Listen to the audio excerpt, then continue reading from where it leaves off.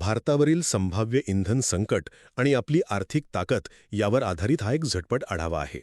तुम्हाला माहितीच आहे, मध्य पूर्वेतील तणावामुळे जागतिक इंधनाच्या किमती भडकतायत.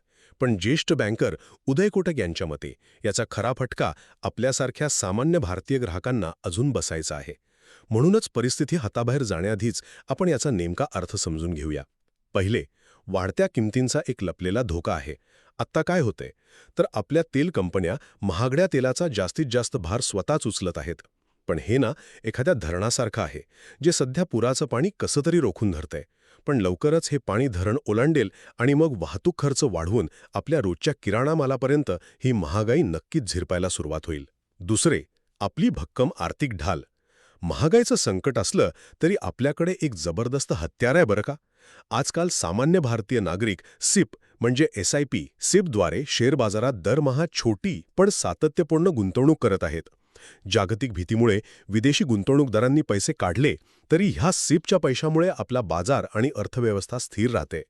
पण जरा विचार करा, सामान्य माणसाच्या गुंतवणुकीची ही ताकद खरोखरच जागतिक तेल संकटाच्या मोठ्या धक्क्यांना पूर्णपणे परतवू लावू शकेल का? शेवटी भविष्यासाठी आवश्यक पावले. नुसतं गुंतवणुकीवर अवलंबून चालणार नाही, तर तंत्रज्ञान आणि डिजिटल पायाभूत सुविधांचा वापर वेगाने वाढवणं खूप गरजेचं आहे. पण इथे एक मोठा प्रश्न उभा राहतो.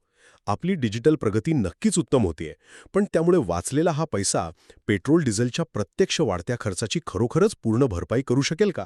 थोडक्यात सांगायचं तर इंधनाच्या वाढत्या किमतींमुळे येत्या काळात महागाईची झळ बसण्याची दाट शक्यता असली तरी आपली भक्कम देशांतर्गत गुंतवणूक आणि वेगाने वाढणारे डिजिटल तंत्रज्ञान यामुळे भारत या जागतिक अस्थिरतेतही खंबीरपणे उभा राहू शकतो. हा व्हिडिओ पाहिल्याबद्दल धन्यवाद.